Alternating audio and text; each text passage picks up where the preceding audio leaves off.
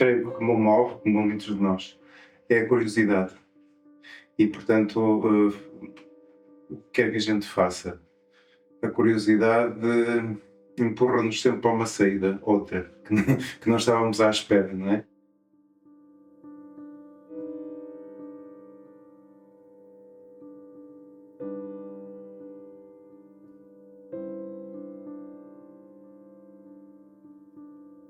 São essas manobras que nos acontecem muitas vezes, de nós descobrirmos uma coisa procurando outra. Depois são as circunstâncias, no fim de contas, que comandam estas derivas. Se tu fizeres isto durante a vida, e eu já vou com 65 anos, a probabilidade disso acontecer é cada vez maior. O caso da música, não é? Embora o meu aparelho vocal não seja nada especial, andei 9 anos num coro e tive a sorte de trabalhar com grandes mestres, com o Borges Coelho, mas também com o Fernando Lopes Graça. Isso nunca mais se esquece. Ou de na primária ter descoberto os lápis de cor e os desenhos. Sempre me ficou aquela ideia de que tu podes fotografar, podes escrever, podes falar, podes cantar e podes desenhar. Só se nós andarmos demasiado pela superficialidade das coisas, é que elas não acontecem. Conduz-nos a uma divagação permanente sem nunca pousarmos. Não é? E então mudaram as rotinas e uma coisa que é normal, que era os netos de vez em quando virem para aqui. E, portanto, naquele dia vinham com um horário completamente diferente, porque vinham para aqui quando não havia escola. E agora não é? Com o Covid e a escola fechada, as permanências iriam ser mais longas. E então a Sílvia trouxe matéria-prima para nos ocuparmos, não é? E, portanto, um caderno para fazer desenhos, uns livros de bonecos, coisas. A Francisca gosta de pintar e de desenhar, e ela disse, bom, então façam aí qualquer coisa, sei lá, um pássaro. Pronto, e eu comecei a fazer um pássaro tosco. Podia sair um bocadinho melhor, não é? A gente podia estar aqui com mais, experimentar umas tintas, experimentar umas cores, a ver se melhoramos o pássaro. Depois eu fiz uma escolha que surgiu-se sem pensar. Andei à procura de pássaros da fauna em Portugal, fossem pássaros da arribação ou fossem residentes todo o ano. Também porque do meu passado em Melgaço, quando era miúdo, eu conhecia esses pássaros todos. Eu tive, por exemplo, um corvo, 2 pegas, um gaio, que trazia do ninho, alimentava e domesticava. E então, ou seja, pássaros era uma coisa que me era familiar.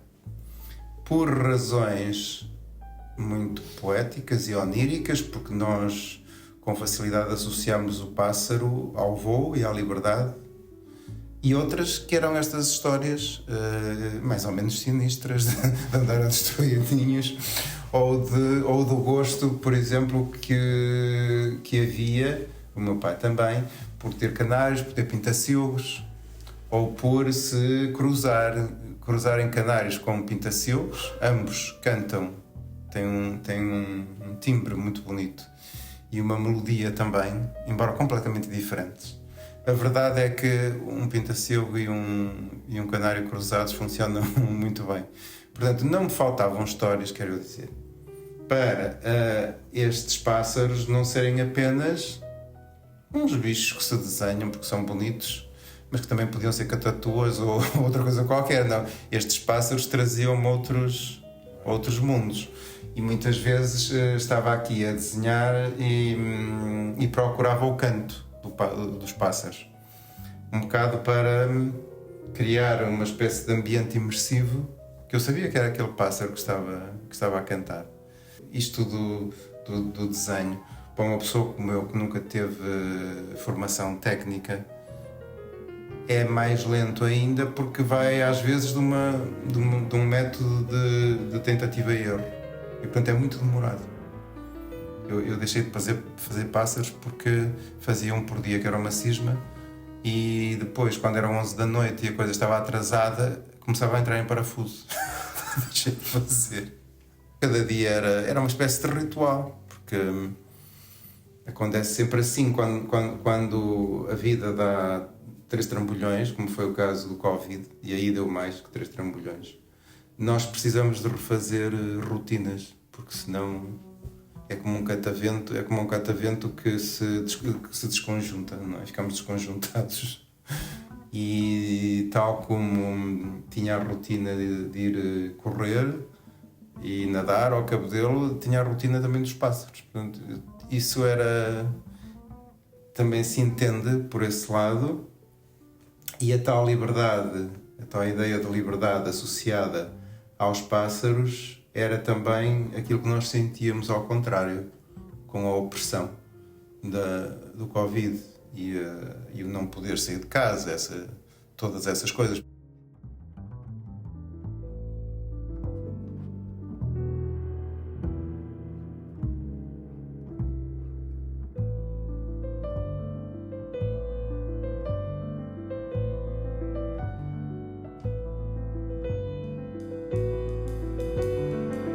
Eu diria numa palavra só, a minha técnica é experimentar.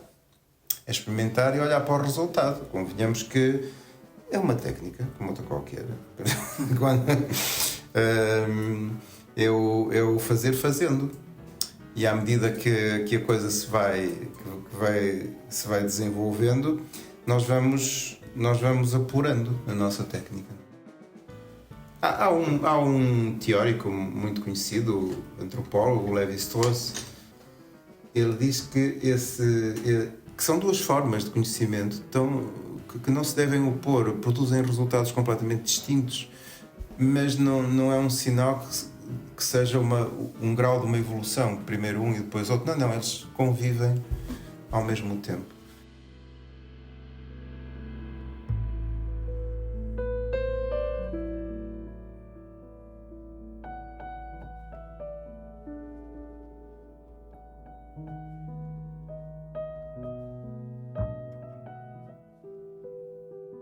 A única coisa que eu sinto que foi evoluindo foi um nível de perfeccionismo que antes não havia, porque eu também não tinha consciência disso. À medida que se foram vencendo determinados desafios, põe um problema técnico muito complicado, que é pintar o negro e os brilhos do negro. E, portanto, o desafio primeiro era atingir um negro que fosse denso, que fosse brilhante, que não fosse um negro baço, porque a plumagem não é baça. E depois sobre esse negro, os tais brilhos. E então isso demorou muito tempo a chegar lá. E às tantas foi resolvida com um pastel, com tinta de pastel negro, com tinta da China, que a tinta da China é muito brilhante e é um negro muito, muito compacto. Isso era uma questão. Como combinar vários materiais, que na pintura erudita se diz técnica mista. E a outra questão era, estamos a falar de plumagem, e a passarada tem uma plumagem tão diferente, não é? Desde aquelas penas muito rígidas até umas penas muito fofas na parte do peito, por exemplo. E era encontrar então as texturas.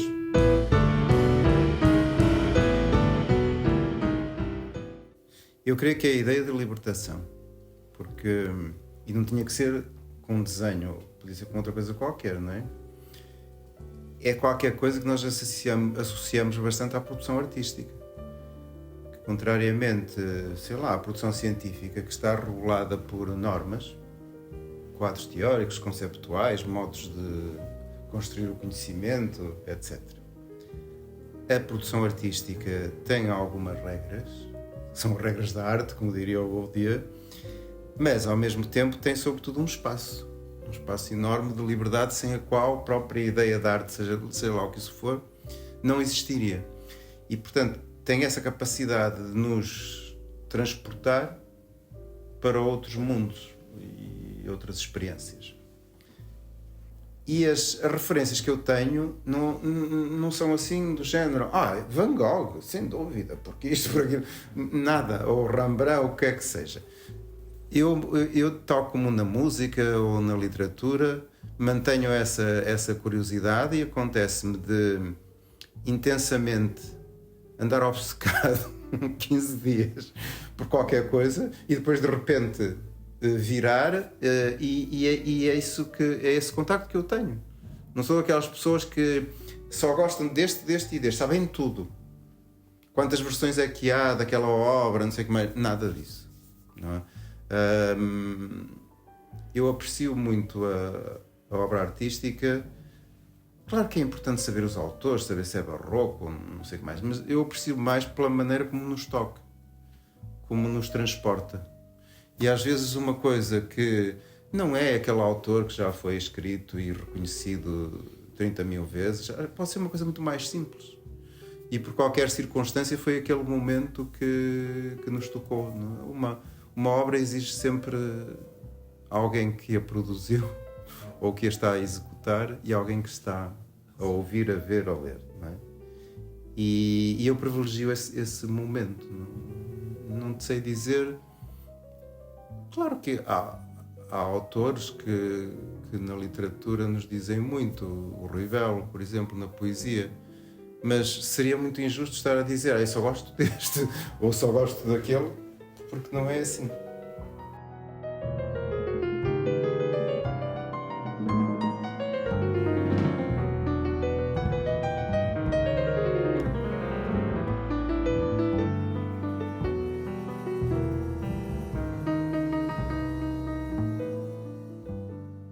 A minha relação é andar sempre com a mesma roupa.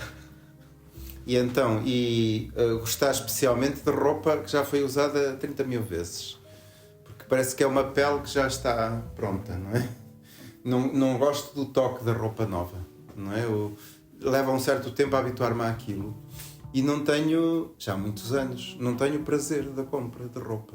Lá em Melgaço, o pronto a vestir, ia só pronto a vestir porque havia um casamento, ou um batizado, ou o que quer que fosse. O normal da roupa era feito por pessoas que sabiam fazer roupa. E eu lembro-me de ficar maravilhado com as camisolas de inverno, com as camisolas de malha, sobretudo quando tinham desenhos, porque de vez em quando davam-me esse luxo de dizer, olha, Alvarinho, anda cá, gostas mais deste? Gostas mais deste padrão ou daquele? Pronto, e sobretudo se aquilo desse luta, do género, eu gosto deste, mas este não te faço deste. Se houvesse então ali uma pequena dramatização da coisa, aquela camisola desde o ato da sua escolha, nela não existia, já tinha uma história. E depois, se dava ao caso de eu querer mesmo aquele padrão e aqueles desenhos da malha feita à mão, no fim ficava maravilhado.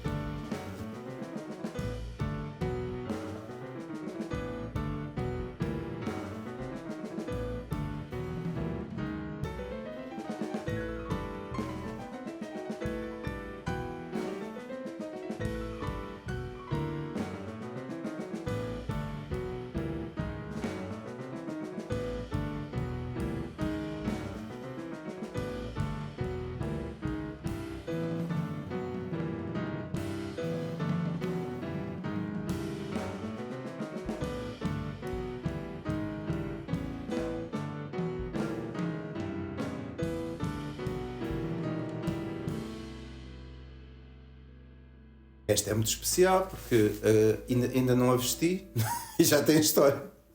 E portanto ela adquire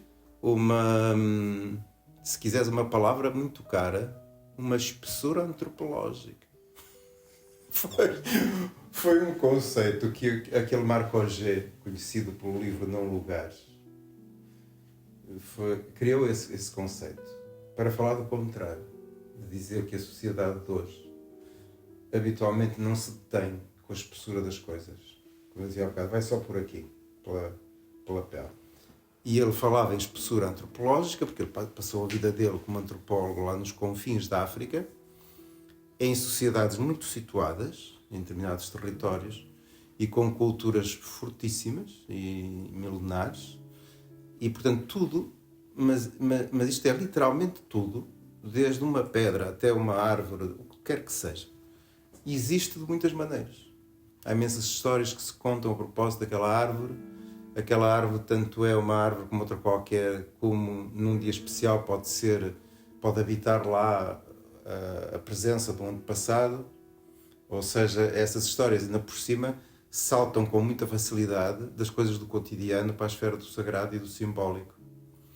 E isso é o que dá a espessura às coisas.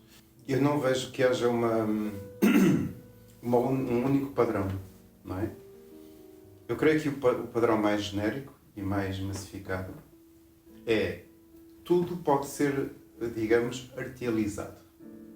Por exemplo, a banalidade da tecnologia usada para a fotografia e para o vídeo.